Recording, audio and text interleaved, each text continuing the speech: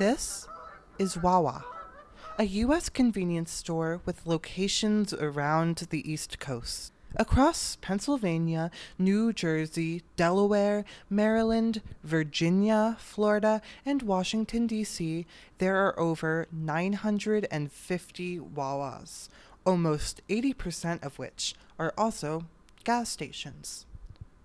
Wawa is a place of pride for many Pennsylvanians, especially around Philadelphia, on the main line and in Delco, or Delaware County.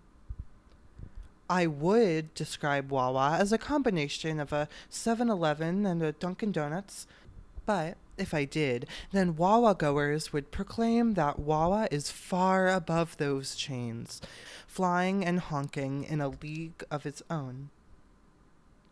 The sound of the summer in these states are the Wawa Hokey Fest ads.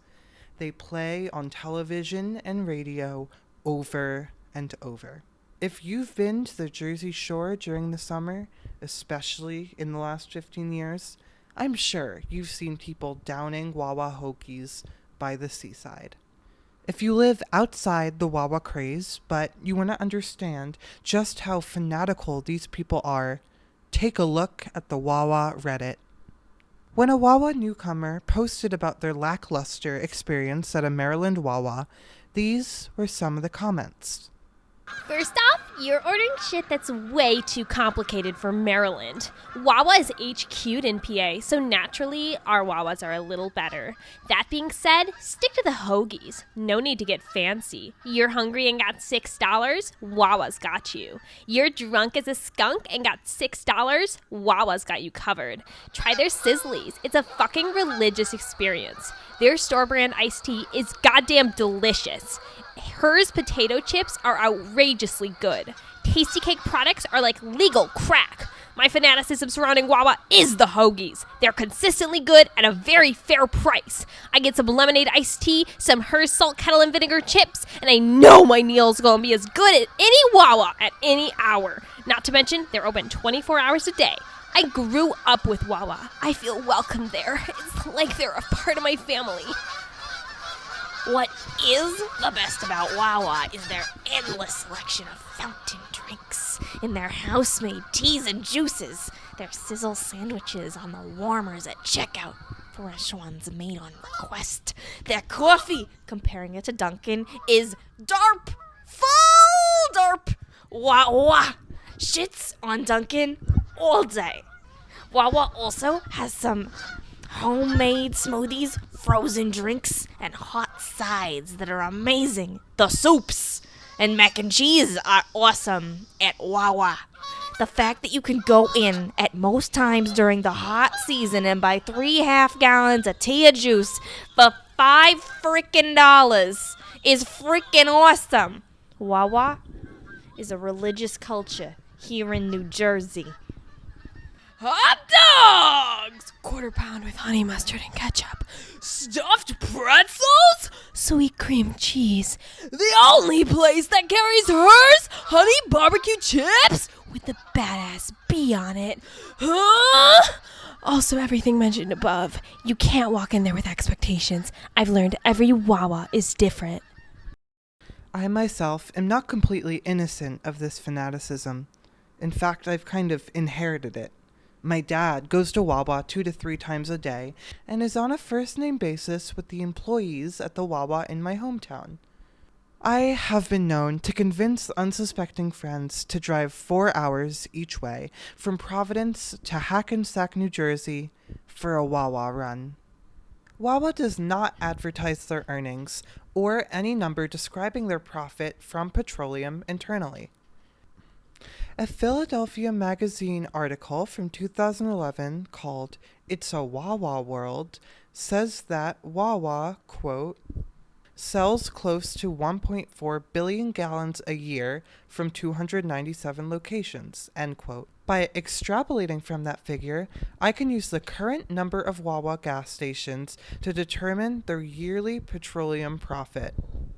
Today, Wawa has over 450 locations with gasoline.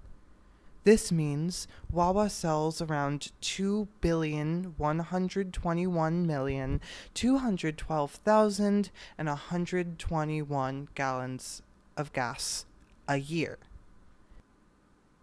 If you were to take a look at the Wawa website to find more information about their name and logo, this is what you would find. Our logo. Wawa is a Native American word for the Canada goose that was found in the Delaware Valley over 100 years ago. Our original dairy farm was built on land located in a rural section of Pennsylvania called Wawa. That's why we use the goose on Wawa's corporate logo. Wawa's mascot, Wally Goose, maybe isn't a Native American caricature, but the name is definitely appropriative. Their whole brand is built on a native word, and they don't even specify what native group or groups the word is taken from. While some sources, such as the article The History of Wawa, PA, claim that Wawa is an Ojibwe word, it's not that simple.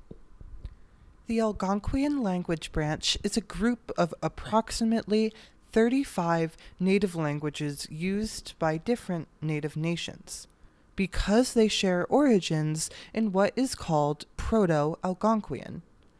The Proto-Algonquian language is estimated to have been spoken 2,500 to 3,000 years ago, but, of course, many aspects of it still exist in its cognates or descendants, which are still spoken today by various native nations.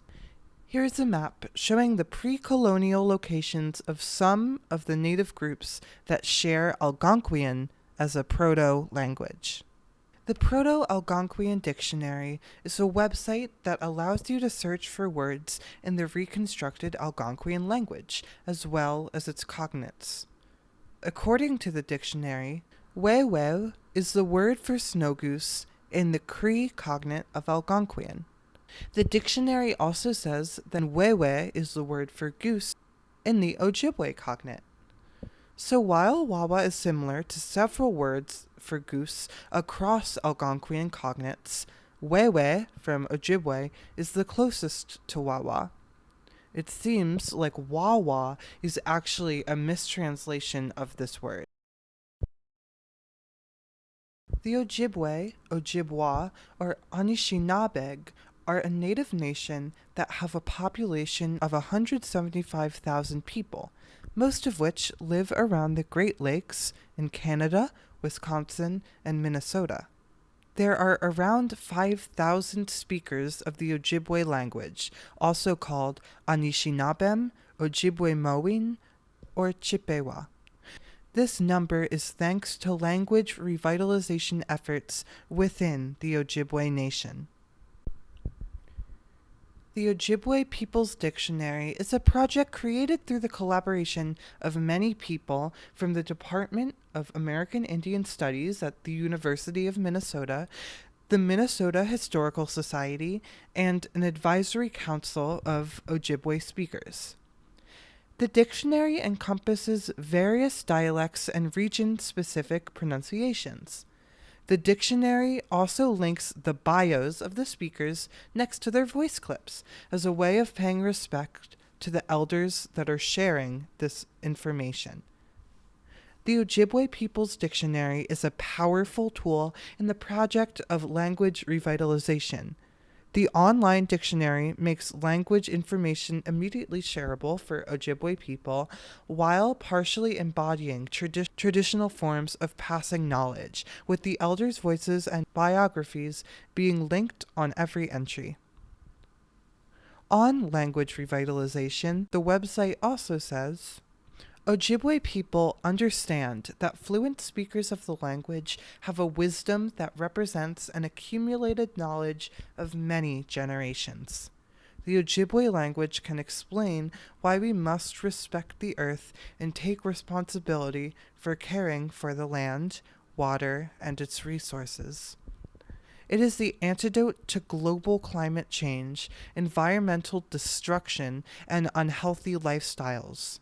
The Ojibwe language is where we turn for philosophy, history, science, medicines, stories, and spirituality. It is our university and our key to our cultural survival.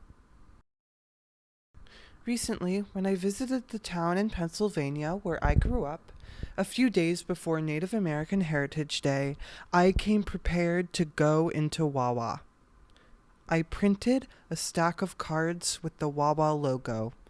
On one side they said, Wawa, or Wewe, is the word for wild goose or snow goose in some dialects of the Algonquian family of languages. Ojibwe, Cree, Lenape, Shawnee, and many other Native American groups have languages that are within the Algonquian family.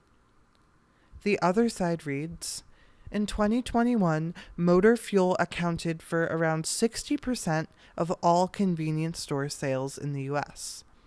How can Wawa use native words and environmental imagery as their name and logo when they profit significantly from the petroleum industry? I then went into several Wawa locations and placed the card beneath a variety of items, some Wawa brand, some not. Under settler colonialism, many native languages have become endangered through genocide, boarding schools, and other efforts of violent assimilation. Policies that banned native languages in American schools lasted until the 1970s, and its impacts are still potent today. In opposition to native language revitalization efforts are the ways in which companies appropriate and misuse native language to create associations in their own monetary interest. Why do American companies have the ability to use native language and ideas for marketing when these native languages have historically been stripped from the communities they belong to? According to the EPA, every gallon of gas burns produces 8,887 grams of CO2, which means Wawa, along with the various gas companies it works with, is responsible for around 1.8 trillion grams of carbon dioxide a year. Again, how can a company identify themselves with a native word when they destroy the stolen land they sit upon with trillions of grams of CO2 a year? How can they funnel billions of dollars into petroleum companies that simultaneously displace and poison native people? Wawa is not the sole problem, but one company that is complacent in the petroleum industry's destruction of the environment. Hopefully, these cards can give Wawa fanatics something to chew on other than their Italian hoagie. Their mouth will surely remember the unsettling taste of the information that Wawa profits off of misused and mistranslated native language, and the notes of vile and rot found in the fact that Wawa profits massively from one of the largest factors of global warming.